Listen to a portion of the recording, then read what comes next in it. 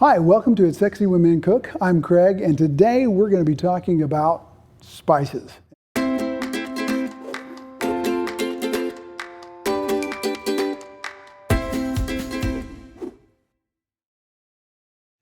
There are so many out there, you could literally spend an inordinate amount of time learning about the different spices. That's why, hey, Google, I love Google. I love going to other kitchens. I love trying different types of foods.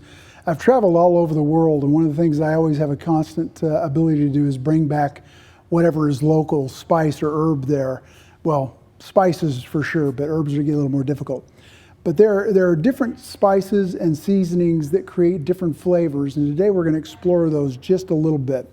The three that we're going to explore is Asian cuisine, Asian spices, Mediterranean spices, and Hispanic spices.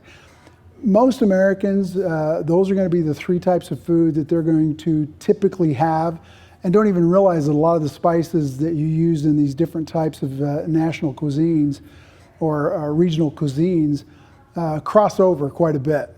We do have some that are very specific to certain locales, and we'll talk about that just briefly. So I thought what might be fun is let's just start with Hispanic, because that's something that we all know, especially if you live out here in the Southwest. Taco Tuesday, burritos, you name it. Hispanic food is very common in the Southwest area. So I'm going to talk a little bit about some of the spices that you're going to use when you're making, whether it's fajitas or tacos or burritos or whatever, it doesn't matter. For example, we're just going to start with oregano. Oregano is a very common spice used in Mexican cooking. We also have parsley flakes, which you might be surprised, but it's used quite often in a couple different cuisines. Of course, chili powders. Today we're going to be cooking with a little bit of chilies later on in an Asian dish. So again, there's some crossover. Onion powder, garlic powder, granulated garlic, or clove. All of them can be used. In fact, you can use some of them in the same recipe, just different ways. Tajíne's kind of an interesting one. That's a Mexican seasoning. I'm going to call it a seasoning more than just a spice, because it contains a bunch of different things. And Tajín is actually a Mayan word. And if you were to break it down, it basically means like loud thunder, for lack of a better explanation. It was influenced by the Spanish when they came over, but now it's made in Mexico. It is truly a Mexican seasoning. And it is great on a lot of different things. And in fact, you can even search recipes and use it in like ice creams and desserts, which is shocking, but it's a chili lime mix. So it kind of goes with a lot of different things. Let's go ahead and move on and talk about some of the Asian cuisines. I'm going to move these out of the way. And again, there is a lot of crossover even with just Hispanic to Asian. For example, cilantro, coriander, cinnamon. These are things that you're going to find a lot of in Hispanic cooking. Cumin is another very common one found in Asian and Mediterranean and Hispanic. So it's just amazing how many different spices correlate and transfer across regional cooking styles. So in the Asian, again, you're going to have some special things like ginger. You're going to see more dishes with ginger, Thai basil, sesame seed, chili powder. You've got things like cilantro and coriander. And now here's kind of a fun fact. Coriander is like the seed. Cilantro is the stems and the leaves, but it's the same plant. So even though the flavoring is slightly different, this plant gives us coriander and it gives us cilantro. And in China, they actually call cilantro Chinese parsley, but it is in fact cilantro. You've got whole cloves, ground cloves. Cardamom is very popular in Asia, and you'll find cardamom also in a lot of Indian cuisines. Turmeric, of course, cinnamon, and cinnamon's tree bark, for lack of a better, it comes right off the tree. Grated and pulverized, ground, it just gives you that Christmassy flavor, something everybody thinks about, pumpkin pie, pumpkin bread, cinnamon rolls, all that cinnamon, but it's also used in a lot of dishes. In fact, I love to use cinnamon on beef. It's actually a very good foil for cooking with beef. Again, now we get some of the specialty blends like Japanese 7-spice or Chinese 5-spice. These are things you can buy basically at your market already pre-mixed. So these are groups of spices or herbs that have been blended together, so you get all the flavor basically in one jar. And as pricey as spices can be, sometimes that's a great way to go. It saves you a lot of money, saves you a lot of time. But if you want to explore what's available out there, turmeric is one that I use quite a bit as well. It kind of dyes the food with a little bit of yellow color, but it's great with like paella. I use it into my tomato soup, a lot of places, and it's good for you. And the turmeric is actually basically a breakdown of the ginger root. It's in the same family. And let's see what's my last one. Oh, cumin, of course. Cumin is something used in Asian cooking. We're going to use it today. It's also used in Mediterranean, and it's used in Hispanic. Now, let's just kind of move this out of the way. It gets kind of crazy, but again, we could actually move cumin over here to our Mediterranean dishes, spices. And again, you're using a lot of the same things. Now, we will get allspice, and you notice I have a very big tub of allspice. I usually buy, if I'm going to be using a lot of a certain spice, I buy it like this. Like again, this is Italian seasoning. So this is like thyme, rosemary, oregano, things like that, already blended in. So you've got a lot of herbs that are already blended. Allspice is a great little spice that you can use in stews and spices and barbecue sauces and things like that. It's actually very common, more common than you might realize. Ground sage, another great Mediterranean seasoning. You've got thyme again, and you can get something too called, this is rosemary leaves, you can get something called herbe de Provence.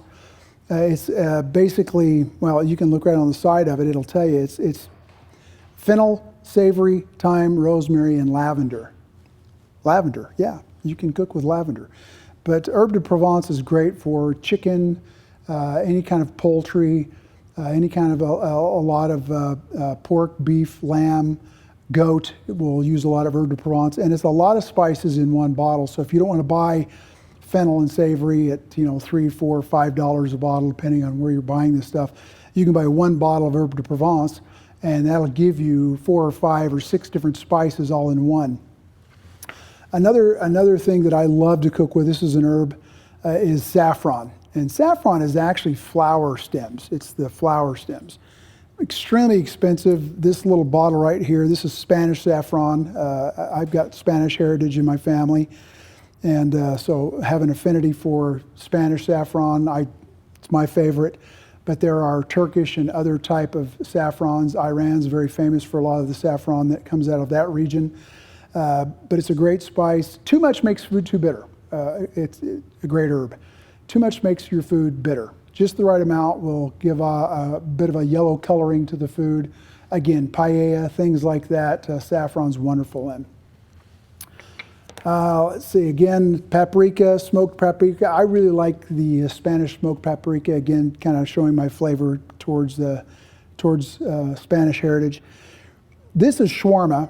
If you've never had shawarma, this is just basically, again, a blend of spices commonly used in the Mediterranean.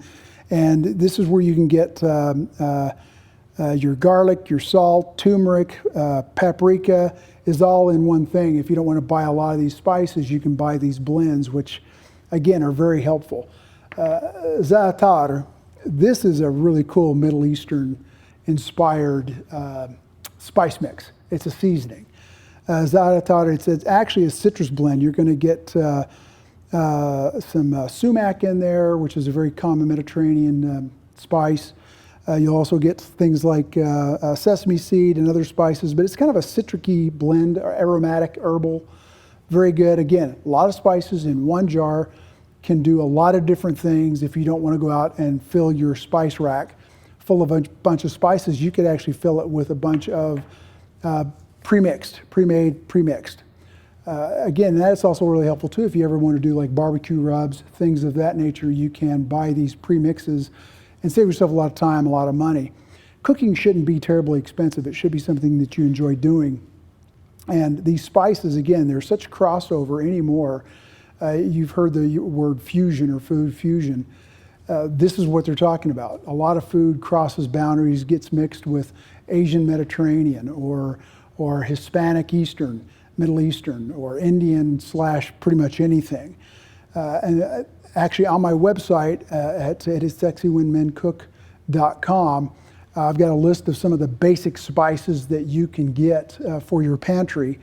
And also we have a shopping list of basic produce and other non-produce items, sugar, flour, things of that nature that you should have in your pantry at any given time, which will give you great diversity in what you want to cook and provide to your family, friends, your date, your significant other, whatever it may be.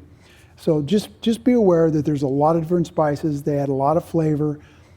And I'm going to use an adage from my grandmother. You can always add more, but if you put too much in, it's impossible to take it back out. So go easy with the spices to begin with until you get more comfortable with it. Maybe go a pinch at a time or a half a teaspoon, quarter teaspoon at a time, until you get used to the flavors and how you're cooking with it. And don't be afraid of spices. Spices are amazing, and they add a great complexity to food. It really can enhance your experience. I'll even sometimes when I'm cooking, I'll take spices, and this is something that I highly recommend. I'll take herbs and spices and kind of mix it in a pan of water and stick it on the oven and let that aroma fill the house while I'm cooking. Because when we eat, it's not just about taste, it's also about sight, how it looks, and smell, how it smells. So those things are all important when you're cooking for other people. So take some time, get to know your spices. If it's too hot, back it off. If it's too salty, if it's too peppery, whatever. But a lot of this is on my website. And if you want to cook Indian food, I think I've also have on there the 9 essential spices, a lot of what we've already talked about that you should use if you want to start using Indian cooking or do some Indian cooking. So take some time, learn your spices, learn your herbs, play with them, taste them, get comfortable with them. And I think you're going to find that your dining experience is going to be a lot better, a lot more fun, and people are going to want to come over and eat your food more often. So this is Craig from the 61 Men Cook. Let's get cooking.